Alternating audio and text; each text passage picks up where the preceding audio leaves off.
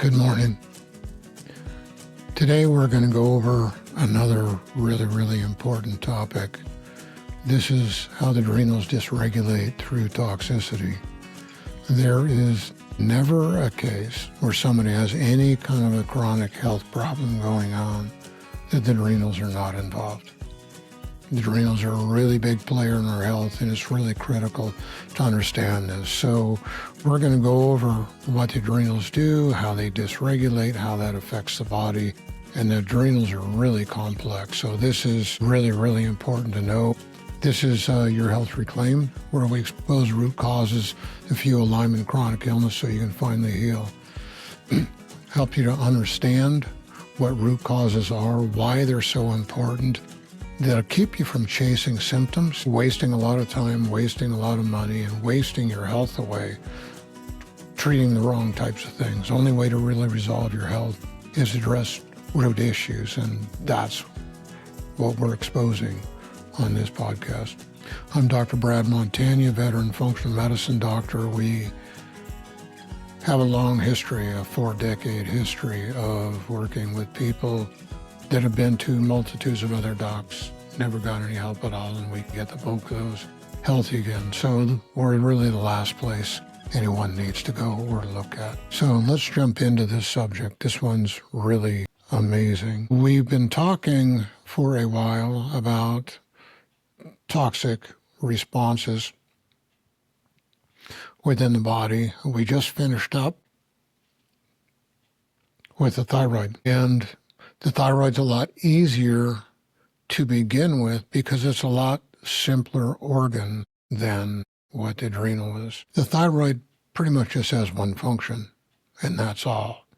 The thyroid and the adrenal are both hypersensitive to toxicity. They're the first of the hormonal systems to just fall apart when toxicity starts to rise up. But the adrenals, they control so many functions that it has a much more global effect on a lot more systems. When we looked at the thyroid, it primarily controls the number, the size, and the activity of the mitochondria, and that's what fuels our just basic metabolic rate in every cell in our body. So it's going to control how much energy the cells have. That energy is vital to healing. So that's going to be extremely important. The adrenals control all the stressed energy, the fight or flight side of energy. With that, they control your blood sugar, typically the stress blood sugar, but it doesn't take much to stress the body out. A toxicity is a stress.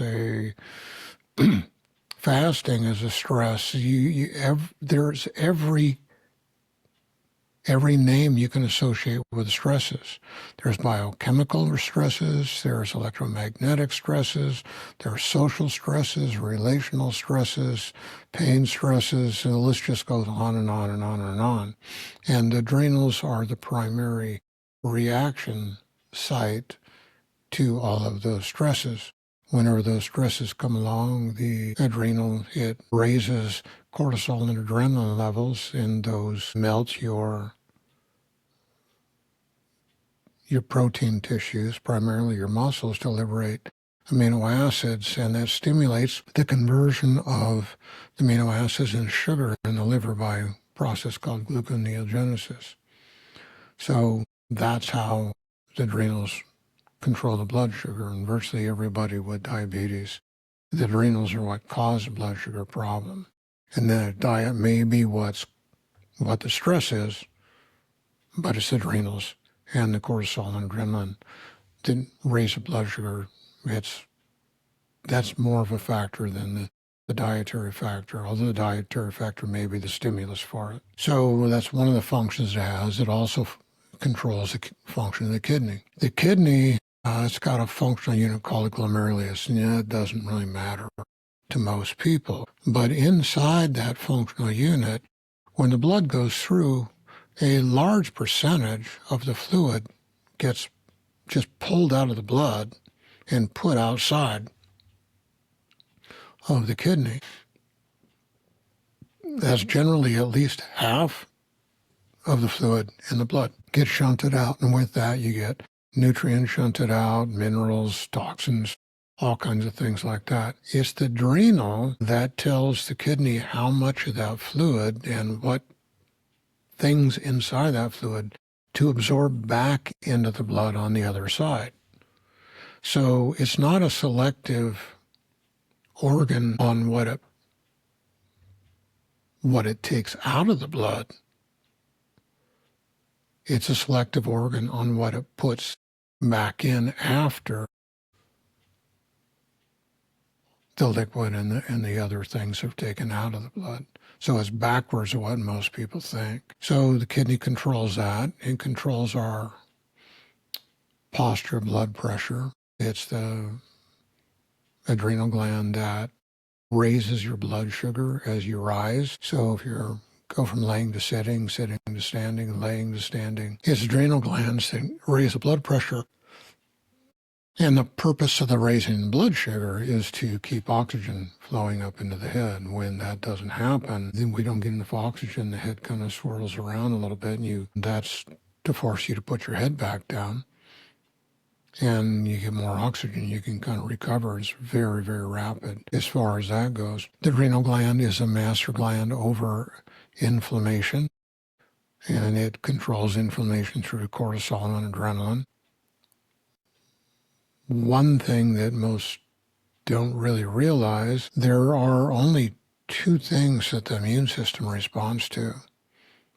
Inflammation is the most general response, and antigens is a specific response. An antigen is just a identification unit on cells and toxins and foods and all that. Immune system needs to recognize what's supposed to be there and what isn't, and attacks what isn't. But with the inflammation, it just rallies the immune system to come to its aid because something either is invading to cause inflammation or is damage to cause inflammation in a classical sense. But in our modern society, that's not what fuels things all of the time. So with the adrenals controlling the inflammation, they're really a master gland over the immune system, and that's not talked about much. They also make the precursors to the sexual hormones, pregnenolone and DHEA. So when there's a high amount of stress, all the adrenal hormones get shunted over to make cortisol and adrenaline to deal with the life-threatening situation that goes on. That steals the pregnenolone DHEA, so you don't have the precursors to make the sexual hormones. And without making the sexual hormones basically affect every cell in our body. Years ago, I was doing some studies trying to find out what it did outside the reproductive tissues in women, the estrogens, progesterone. And I finally ran across a review article. That's somebody that's well known in their research in that space, looking at a whole bunch of different articles and giving a general overview of what that is with some conclusions in it. And they should be more qualified than most of the other research articles. And the only thing I found was a review article that just said, we realize that the estrogens, primarily it was the estrogens they were talking about, affect every cell function in every tissue inside of the body. But we only study the reproductive functions. And you go, okay, that's because there's only money in reproducing trying to do hormone replacement therapy. So they're trying to justify their hormone replacement therapy with their studies rather than really look at what those hormones are really doing. And that's really what fuels a large part of the research we have. So you have a bias to make contracts for research, and you have a bias within the team to do research to prove certain things or to look at certain things so that the people who fund it will monetary reward. That's usually to support whatever factor they want to study at the time, and the pharmaceutical industry is by far the largest payer of research teams, so they get the results massaged to favor the use of what they produce, which is medications. So that's just the way the system is, and it doesn't matter whether you think that's a biased opinion or not. It's just, it's a reality. 40% of the research articles in best peer-reviewed journals in the world have what's called spin on them. They completely misrepresent what the study data would prove out, and it's suspected that 75% of that in the U.S. has got spin on it, and 75% of the time when they do the studies on what caused that, it's overt fraud, it's not mistakes. Oh, I've known docs who know people on research teams. They look through the research and then the results are not supported by the studies, and they ask the people they know on the team, and whoever had the team off, they just got paid under the table to massage the results, and that's just the way the industry works. So that's really, really important to know. So I think we've covered all the functions. We've got the inflammatory functions, we've got the blood sugar functions. The adrenals also are going to control blood pressure to an extent. And we got the second, so I believe that's all the different ones there. So if we follow the sequence that goes on, it's typically the gut that, just do a short little bit of review and we'll jump into this. We follow where the toxicity comes from. The largest source of toxins come in through the gut. That's why 75%, pretty close to 75% of the immune system is in the gut. So all the rest of the body is only housing 25% of the immune system. Oh, that's really a striking issue that is not hanging out. You don't have this huge amount hanging out underneath the skin for waiting for things to puncture the skin to come in. There's very little inside the lungs for things to come in through the lungs. There's not a lot floating around in the bloodstream to do things. It's just dispersed. 25% of the whole immune system is dispersed everywhere outside of the gut. And you think about that, the small intestine is pretty close to the size, diameter of your index finger, and that's about 23 feet long, pretty close to that. The colon is about the diameter of 1.5 of your fingers, your index and your pointer finger. And that's only about 5 feet long. So that's not a huge amount of distribution of the whole blood supply in the entire body. We've got a lot more area to cover. And that lets you know the importance of what's going on there. So most of the toxins are coming through the gut, through a leaky gut. The spaces in between the cells, they start to open up. That lets things start to get through. As they start to get through, creates hyperinflammatory responses. Lining cells of the gut called mucosal cells, they start to modify those things that leak through that so that the immune system can interact with it there. As the immune system starts to interact with it, T killer cells come in, they'll try to engulf toxic things. T killer cells are there to kill microbes that come through, and if it's not a microbe, it's not going to do anything. The immune system doesn't have any detox functions. All the detox functions are inside of the gut wall, and the small intestine, gut wall, and the colon. The microbes that grow basically in between the projections called the microvilli on the gut wall, and everything that they can't deal with, the liver's supposed to catch. as a blood supply returns from the gut. So when the T killer cells, they try and deal with these toxins, they can't do anything with them. So then you have some of your beta cells come in, they make antigens against those toxins, and those antigens help the immune system to be able to deal with what's there, primarily to try and destroy it. Well, since they're not microbes, they can't really engulf and destroy those things. So it creates these hyper-reactive responses, and this is where autoimmune responses begin to happen, is right to go along with this. And essentially, not very far down the line, all these antigens start attaching to the toxins inside of the mucosal cells that line the gut, and they blow bigger holes in it, and extent to the leaky gut multiplies exponentially very, very quickly. It gets overboard. So that's what sets the scene with all that.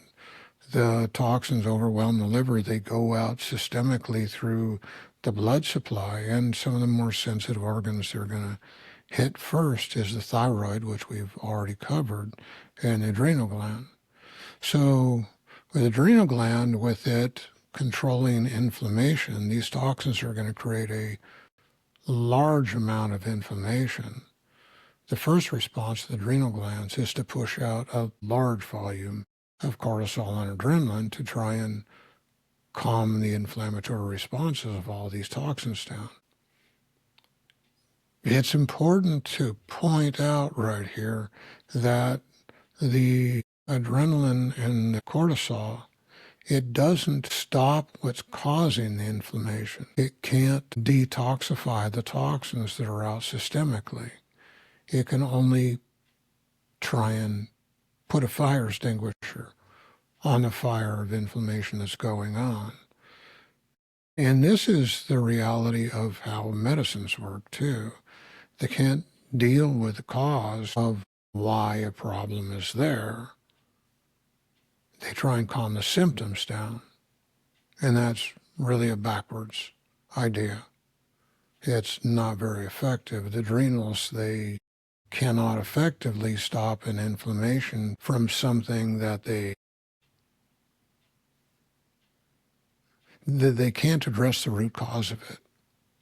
They can only address the response. And that accelerated production of adrenaline and cortisol is what sets the stage for the whole dysregulation of the HPA axis, which most people are aware of what that is. The HPA axis, the hypothalamus is in the base of the brainstem. It measures the circulating quantity of hormones, gases, minerals, things along that line. With hormones, that communicates through a short vein forward of the brain, forward of the hypothalamus, to the pituitary. And the pituitary sends signals out to all the hormonal organs on how to regulate the hormonal system. And it's called a negative feedback. It sends out the signals opposite to what the hypothalamus shows circulating. So if the hypothalamus says a high amount of cortisol is circulating, then the pituitaries can send out a signal to not want to put out so much unless there's more of a much higher stimulation than there is cortisol, and it's not calming it down. Better example of that is with the thyroid. If the hypothalamus measures good levels of circulating T4 and T3, it's going to put out the same amount of TSH, thyroid stimulating hormone, for the thyroid to keep doing that. With the signals within the adrenal, we've got so many functions that there are so many signals, it really becomes complex in a huge way. So we're going to have to address these one at a time to make this make sense. So this has been an overview so that we have a basis to even talk. So we'll capsulize this, and then we'll sign off, and we'll be addressing this in a future episode. The adrenals control posture blood pressure, stress blood sugar. They control your kidney function. They control your blood sugar function whenever you're stressed out. They make the precursors to your sexual hormones. They control your inflammation, or the inflammation, their master gland over your immune system. And toxicity is one of the biggest things that dysregulates this whole system. And when it dysregulates it, we have this global response everywhere in the body because of all these factors that the adrenal is supposed to control. When it starts to go out of control, then so do all these functions. And the body gets taxed out majorly right away. So this is your Health Reclaimed. I'm Dr. Brad Montagne, veteran functional medicine doctor. Put a like on this. Send this out to your friends. We're really going to cover some really, really critical issues and make it make sense for you. So you can finally find some help. If you really need some help, we're the best place to start, because people don't need to find another doc. After us, we beat everybody else as far as care goes. So thanks. Have an awesome day.